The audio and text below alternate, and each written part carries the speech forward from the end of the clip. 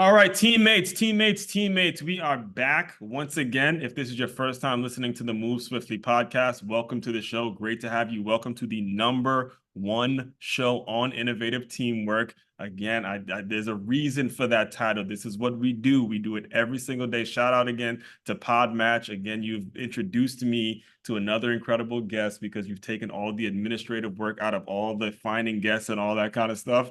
And you've just allowed me to do what it is I do, which is record, get people on, be guests on shows. I love that. To my regular listeners, I'm going to tell you, we've been doing this for 4 years now, and today's going to be the first time you are going to get a master class on neurodiversity. And I know this for a fact, all right? I know this for a fact because as I was doing my own research, and you guys know I do my research when I bring people on, I bring nothing but gems on this show. I was getting a master class. There were things I was learning about that I was like, man, I got to take notes. I mean, I'm telling colleagues, I'm telling people. For those of you guys who do know, I teach at a school where we have some kids that are kind of they have learning disabilities, and we want to work to get them right. And we have someone on. Her name is Miss Katherine McCord, who, if you were making excuses before today's episode, I don't want to hear shit. All right, we're gonna just keep it on the way. Amen. I don't want to hear Amen. shit after you hear today's episode. So with all that, Catherine, I don't want to make the intro too long because I can get going. I can get going. These episodes in this solo episodes. I'm going to bring you on and just introduce yourself and talk a little bit about your background and things. I'll give you the mic. I'll kind of give you an open slate to do what you do. I know you're Thank good at you. that. So No, thank you. And thank you so very much for having me. And by the way, I totally get that. I'm a host too. And so I completely feel that you get going, you feel that energy. So no sweat.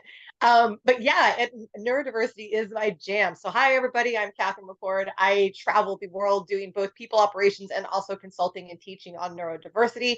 I have had the privilege of speaking with United Nations delegates, politicians, different organizations, schools, wonderful just individual human beings. And then I get to be on incredible podcasts like I do today. This is my jam. I do research around it. I design around it. I help build new technology products and consult on inclusivity, these types of things. And I'm excited particularly to be here and having this conversation today, talking with somebody who works in a school, because this does so very heavily affect our future generations and our current little kiddos.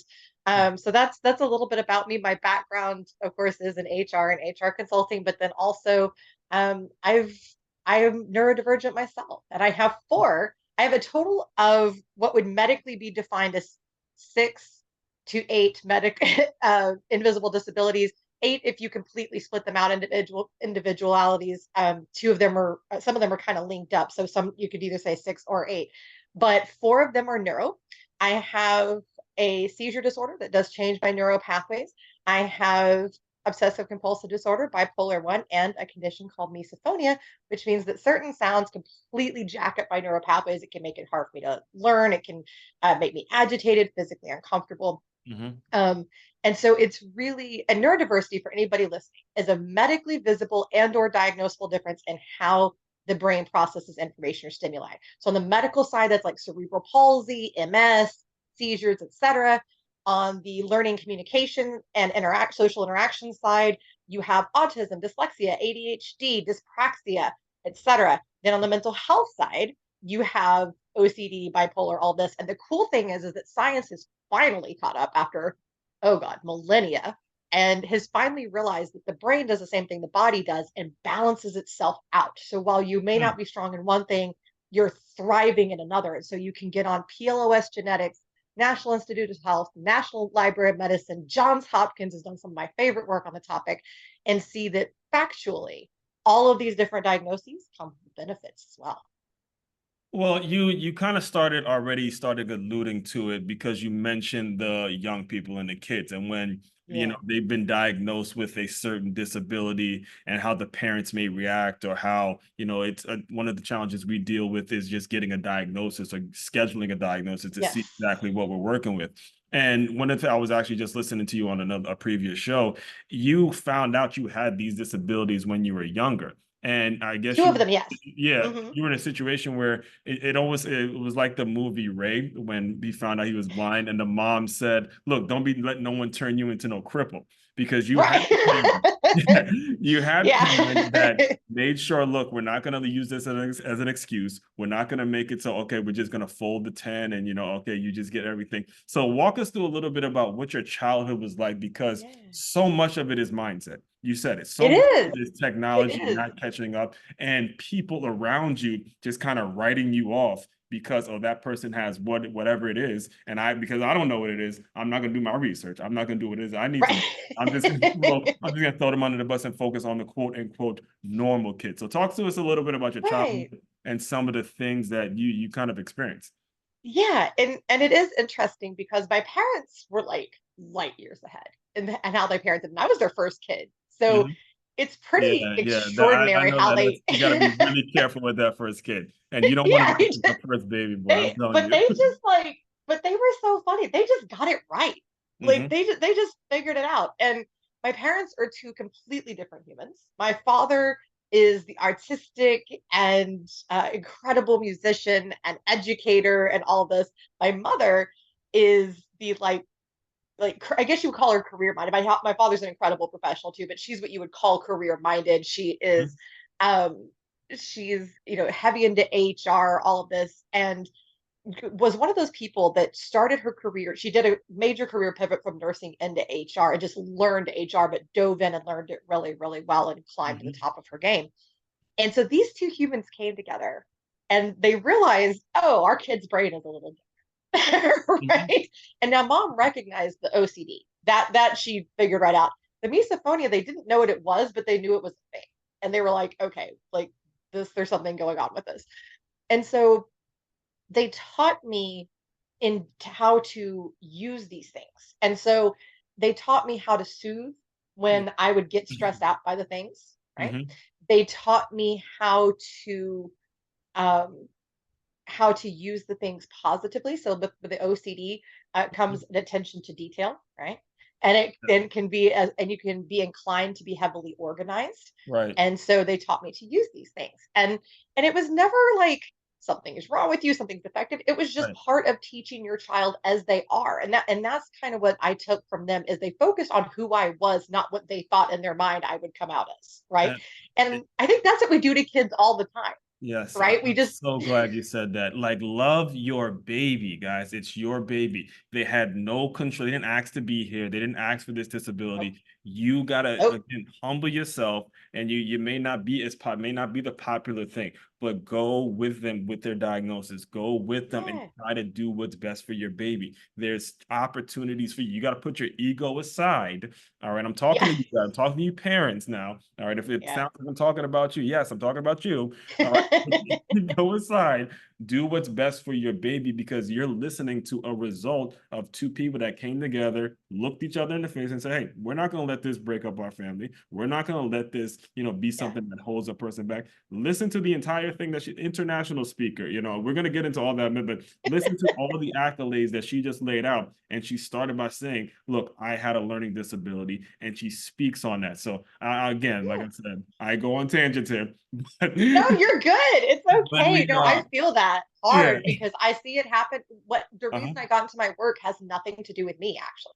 It Yeah. had nothing to do with me. It's because I when I realized that other people didn't have what I had growing up, it broke my heart. And I Mm. realized that I needed to start fixing it. I needed to start fixing the problem. And it's not parents' fault. Like parents usually do not intend to be crap, right? They don't intend to make somebody feel bad. They don't Yeah. intend to push their children down. That's Yeah. not the intention. But by putting everything on your standards, that can do exactly that. So what they do is not going to be based on you. It's not Hmm. going to be based on what you feel, what you experience, what you think. This is their own human. That was the other thing my parents did brilliantly. I had my own autonomy from the time I was born. That I was my own human. I had my own needs, my own thoughts. Those things were met. Those things were respected. Right. It was our child is communicating that she needs this. Okay, we're gonna roll with that. And sometimes it might need to be different because these humans are having to take care of me. I got you. But they very much gave me the space to be myself, to speak up, Hmm. and um and to grow as I was. And that was a huge gift as well. Again, kudos to my parents. I give them so much credit for everything. But and they weren't perfect, but they did a great job. And so with these kids and with these human beings that have these differences, the problem is that the world, so there's three different types of disability, right? There's medical, there's legal, which is American Disabilities Act, and then there's societal. And societal sucks because that's when society has assigned something to you. And that's either because you just happen to function differently, or it's because they don't want to. Like, I don't want to deal with this. I don't want to. The comedian that's a Hannah, couple. Yeah, I've experienced that. Hannah I'll let you Gadsby. finish your thought, but No, no, you're good. I'll get into some Hannah. stories and experiences about that because, man, I actually remember the reason. So I have a coloring book out now, and one of the reasons I did is because there was a young girl who she would get into these tantrums, and you could tell that it was something, but the coloring would calm them down, calm her down. So I thought to myself, I'm like, okay, maybe I'll just create one for her. And it got me thinking, because the situation she was raised under is not, I don't even want to put the situation out there, how bad it is. Yeah. But it wasn't like I was like some of my fellow colleagues who was just like, put her off in the corner, don't deal with her. We'll try to kick her out. We'll try to see if we can disenroll. We can do it all. Yes. I mean, just driving through hoops. I mean, get this one signed, get this thing written, document everything. The amount of things they go through just to get someone disenrolled from school, it's an absolute tragedy. Yeah, it is. Hey, it's horrible. and it would be easy if you just educate yourself. This is how I do things, and make yourself a little more flexible in the business. So, I mean, So let's talk about that. Hold on. Yeah, that's what I was Let's gonna talk say. about that.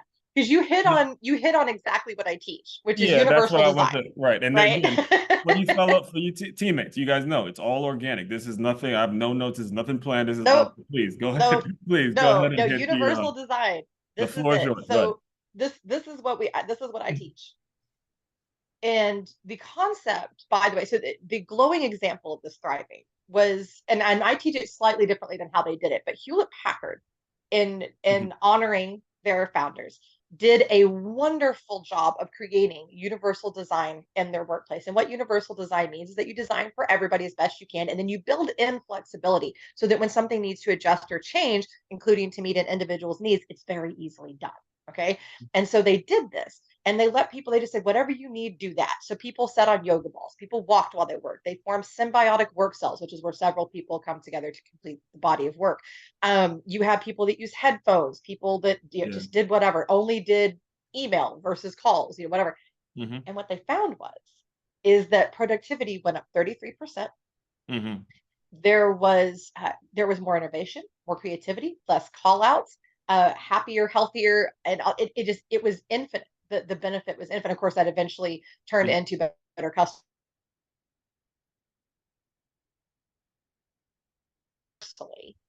And you design to take care of everybody, then it works, and the productivity, and it works. And with kids, it's very simple. they learn how they learn. You can't get, for instance, a visual learner and make them learn by yakking at them all day. It doesn't work. It's never going to work. And some kids can sit still for hours on end. I could when I was little. Some kids absolutely cannot do that.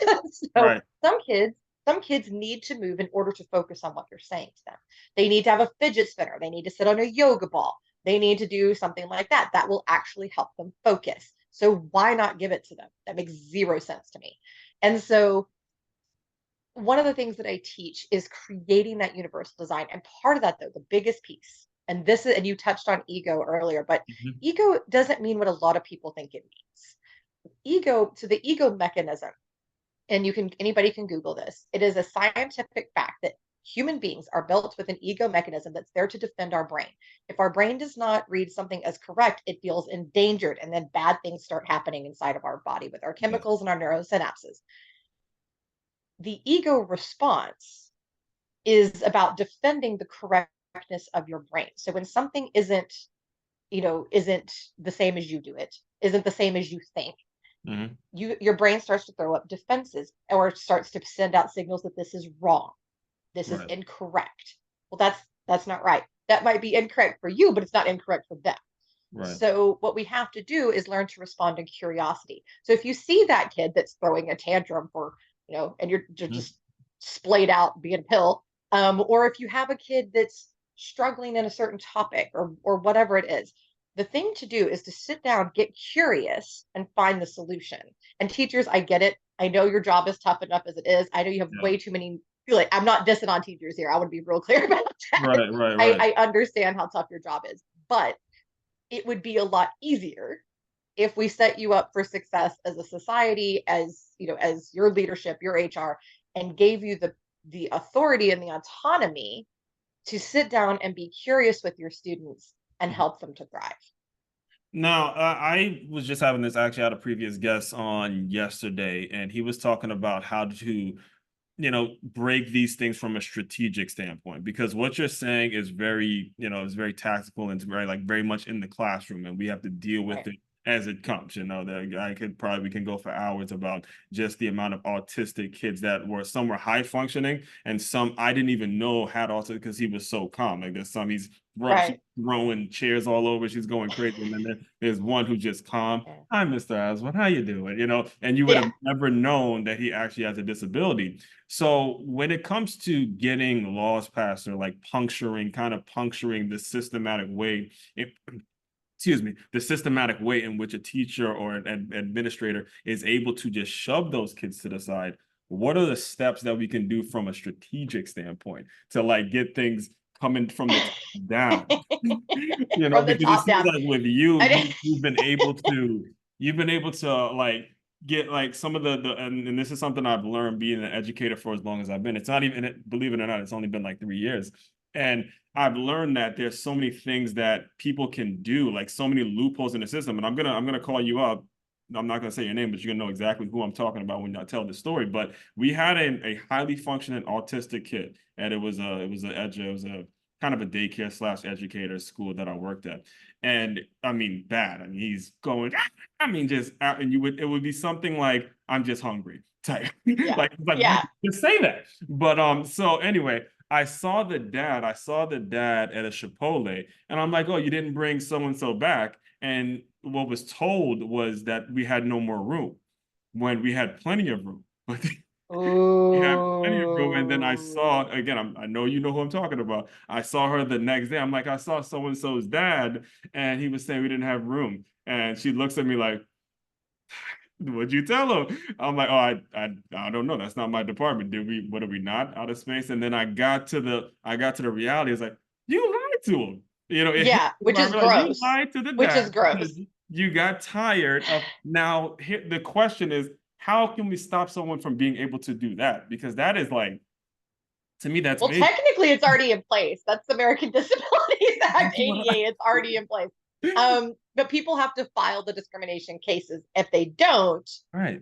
it's, and here's And the then, thing. before you even go, just so we're clear, listeners, this was a single dad. This was not a dad who had Oh, the luxury of having one. He had to oh, drive a great distance just to get his kid. And I mean, bless his the heart. way it weighed on him, it was so tough. And being, again, as a black man, I was feeling for him, because it's like, God, Lee, you got that, and then you gotta work, and then you gotta this, and He then got all the things happening with his life. you All get told, oh, there's no more room for your son, and it started to weigh And on let my. me tell I'm you, actually single glad dads, I can get it off my chest. Yeah, single dads get a lot of discrimination in the yeah. workplace, and it is horrible. It is horrible. I've seen it for years working in HR stuff Mhm. and consulting. It is awful. So yes, nothing but sympathy for that human being. So here, so the first thing I'm going to give you is my HR response to that situation. Mhm. The teacher who did that should be fired, because that teacher, A, is dishonest, so I'm sure is breaking all kinds of company Mhm. missions and values and all that. Number two, they're in the wrong line of work. Right. And sometimes you have to tell somebody you are in the wrong line of work and set them free. And if you want to push a child to the side because they're a challenge in Mhm. your job, you are in the wrong job. Okay, that's the Now, HR side, she'd honestly, she'd be the first to tell you she's in the wrong job. Every time she gets asked about it, oh, it pays the bills, it pays the bills. So she'd be the Well, then first one to tell you. She'd be the you first one to tell well, you. uh Yeah, it's And that time to takes us, well, change. that, There's that'll plenty probably other jobs take us out there. to another So conversation on the that's importance of another conversation. entrepreneurship and making sure you have your own business, but I won't take you down But that road here's right now. I'll let you finish out your thoughts. but here's that's one, and if you know it, that's even worse. But um here's what I would say about that. So from the top down, number one, again, designing universally sets people up for success. So designing, so like make accommodation standard option, make it standard that when a child comes in, whether it's school or daycare, whatever it is, that Mhm. you're saying, hey, what works best for you? And then also having an eval period where teachers can come back and say, hey, we have this. I would like to also offer this. And by the way, 54% of accommodations are free. Thank you, Department of Labor, for that stat. And I find it to be true. There's no reason not to be accommodating these Mhm. humans, whether it's workplace or in school. And so build in standard accommodations, set people up for success, design the lesson planning and all of that so that it is more broad scope and these kids don't get frustrated to begin with and start Mhm. acting up. So kind of go with the Hewlett Packard method of, you know, structuring things so that it's for every human, letting them be. It doesn't hurt a teacher if a kid's pacing around the back as long as they're still listening and not doing things that distract the other kids. It doesn't hurt a teacher if a kid uses a fidget spinner. It doesn't hurt a teacher if a kid takes notes instead of looking them in the eyeball. Mhm. It's fine. So Right. let people do what they need to do. If a kid needs a little bit more help, fine. If they need repetition, there's different recording devices, things like that, that can help them out with that. I have some free apps that I can recommend for all of Mhm. that kind of stuff, but design it universally. Then also the administration has to support the teachers in these things. I think, and the truth is, and everybody really knows this, which makes it even more tragic that nothing's happening about it. Our education system has just gotten bogged down with ridiculousness and it's just gone AWOL and gone the wrong direction.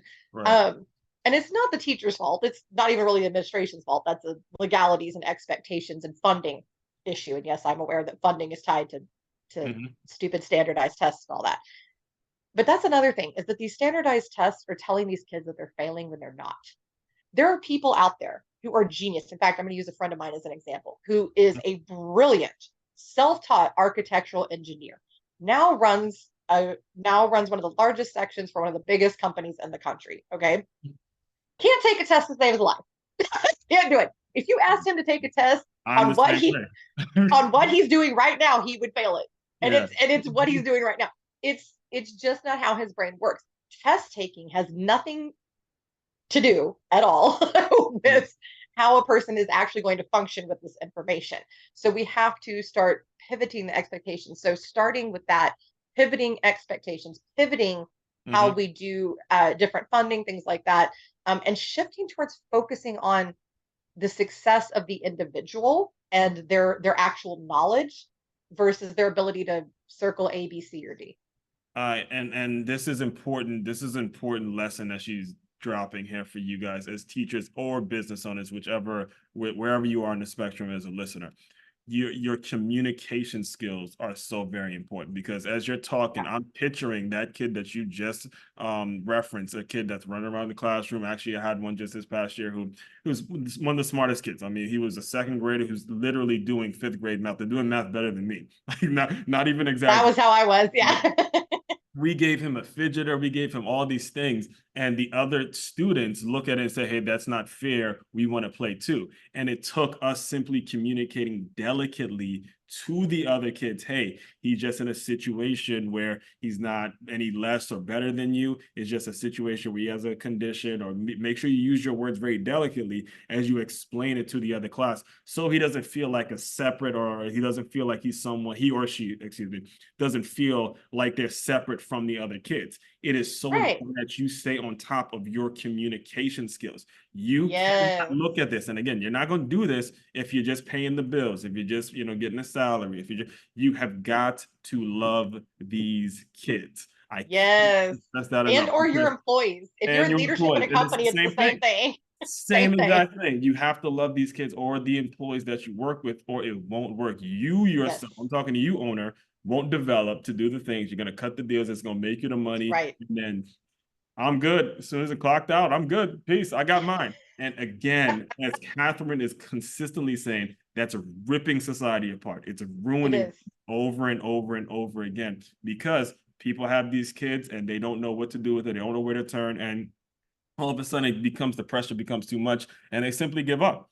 And Yeah. that's what we And want to keep folks from doing. So, yes, and but talk to them. Talk to the humans, whether it's adults or children. I love that point of communication. Talk to mhm, them. What's going on? And don't make it accusatory. My one of the another brilliant thing my mom would do. So I'm a terrible artist. I cannot draw to save my life. I've even taken classes. It is terrible. So right. I would bring her these pictures that were completely unidentifiable as a child, and she would, and instead of shaming me and saying things like, "What is this?" which Right. would have been a perfectly valid Well, that's response, the she said, football coach in me kind of would come out. That's exactly what they would say.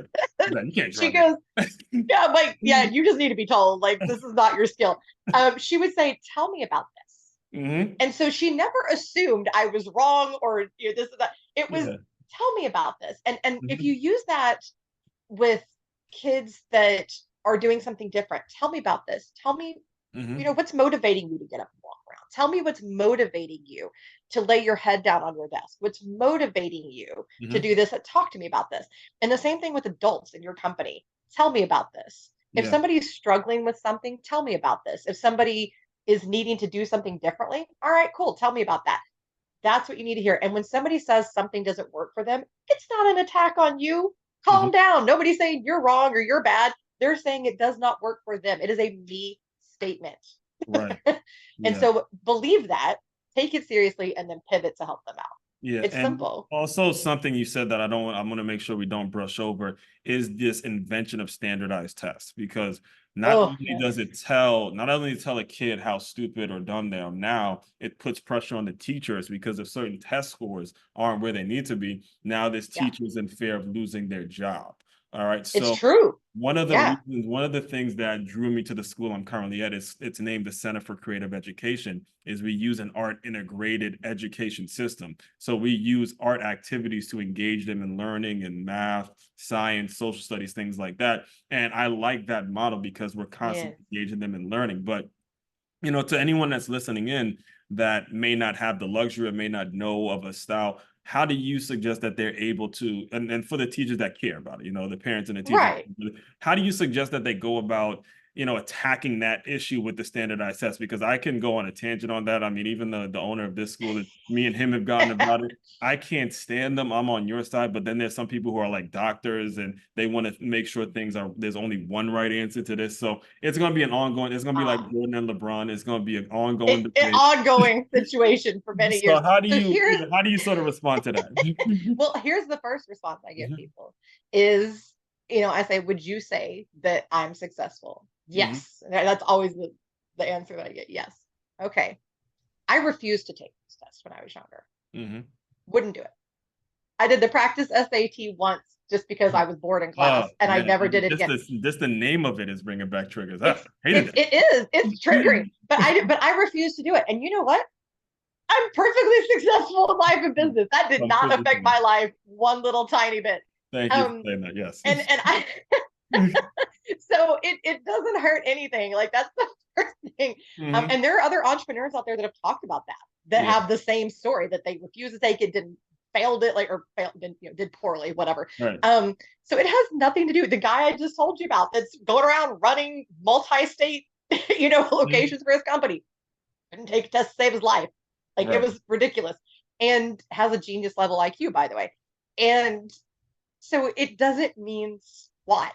Like it doesn't. Now, if you just want somebody to do this, okay. But I think we Mhm. also need to change the styles up for people that communicate different ways. People that have different needs. There's no reason it needs to be on a piece of paper or one of those little weird, creepy sheets that they feed through the machine that you use a pencil with. Um, there's just no need. So again, universal design, be flexible. But yeah, it doesn't actually matter. Nobody cares. You don't get to, let me tell you, for years of being in HR, I have Mhm. seen only one company out of the literally like 2000 plus that I have, Mhm. dove into stuff with that ever asked about SAT score. It does not, and it was weird, and they Right. cut it out because nobody would respond to that. And everybody was like, I don't freaking know. Why the frick would I know that? Yeah. Um, Nobody cares. Nobody in the real world cares about this. This is some weird thing that we placed in schools that has no real life application. So relax about it. That's my Yeah, advice. that I mean, I think I couldn't say it any more better myself. I mean, it's so much Yeah. pressure that goes on to it, and then when the sad part is what I've seen Zero world this where side of it is when the teachers start to tie it within their worth and their salary, and it oh yeah. becomes okay, am I tenured if my students don't get this? Oh, it's so sad for Standardizing, teachers. they're Yeah. doing these things, and what I've and I'm gonna give you an opportunity to kind of speak on what's next in a second, because what I'm learning as I'm still consider myself fairly new in this educator world is because they don't have access to people like you, Catherine. They just don't know you exist. They don't know that there's some. I mean, I've seen women it just absolutely break down, cry, and just leave the education space altogether. Like I'm going I've known on, a few people that have. yeah, Yeah. I'm going on break and I'm not coming back. I'm work abandoned. I mean, the whole thing. And I just Like I feel like, can't do it. if you want to put your information out there now and just tell people how they can get in touch with you, how they can at least Yeah. reach out to you, how they can work with you, because the missing piece is just not knowing people like you exist. I know for a fact Yeah. that teacher, she's gotten emotional about the kids, but it's because, again, you don't have a really strong staff. You don't know that people exist that are going to support you through Yeah. the young man that is going crazy. I get you trying to do it because he would be pulling on our shirts and all that. So I Oh get yeah. to And it's a just do lot. what she's trying to do his best for her staff or whatever, but at the same time, I was not okay with, because that was my classroom. I was not okay with you kicking out a kid that for that Yeah. way. That was No. really No. immoral, and I understood why she did. So with all that, what's next, and then how can people get in touch with you? The floor is yours. So, really and truly, folks, and I teach free classes on how to break your own ego mechanism to respond in Free curiosity. classes, So, folks. She free just said classes, reach out to me. I it's got you. there. Free All right. classes for parents, literally anybody. So many different people have taken these classes. So, reach out to me. I'm on LinkedIn. You can find me. I'm very easy to spot on there. Katherine McCord, kmccordspeaking.com if you want me to get on, come to your work, do a virtual whatever. Also, and seriously, just email me. It's kmccord at titanmanagementusa.com. Email me, talk to me. Literally any question is okay. If you want to get personal, if you want to do something with works of whatever it is, I'm here to support you. 100%. Yeah. All right. So one of the things, though, the main thing I do to close out all the shows, Catherine, is I want you to use your imagination a little bit. I want you to go back to that little girl who has all these disabilities, is out there. She's in school. She's dealing with this. She knows she has a core what her parents taught her. But again, the societal things you were talking about can be very cruel. I want you to pretend that little girl just clicked in the Zoom room. She's here. Just give her some words of encouragement, and we will officially close. You know, I tell everyone that, just first of all, love your babies. First of all, please, because that's it. When they feel loved at home, that solves almost everything that will ever happen. When they feel loved and secure at home, they'll be ready for all the battlefield out there. But what I would say to that little girl is just let it all fly. Don't ever try to hide it. Just do you. That's it. Just seriously, because all the things that other people, and I kind of did that, but I wish I would have completely let it go earlier than I did. The more that I just let myself function the way that I needed to, the more successful I was with everything, relationship, school, work, everything. So function in a way that is natural and healthy to you. Amen to that. Amen to that. And I know you're saving a lot of lives just by doing that. So again, from the Move Swiftly world, I appreciate you educating Thank me you. live. You were educating me a ton before. It almost becomes like a blessing that we had to reschedule, because it got to be an opportunity to listen to more, listen to more episodes and get this knowledge and make me a better educator. And by the way, I don't have a teacher certification or anything like that. I just do it because I love it. So again, people who come into my world, especially when it comes to this podcast and how I've been able to have great guests on. Shout out to Pod Match again. Appreciate you guys for Thank landing. you, Alex at Podmatch. Thank you, Alex. Yes, I saw all your comments on YouTube too, by the way. So you've been doing it, man. Everyone out there, fellow teammates, continue to move swiftly. We will talk more soon.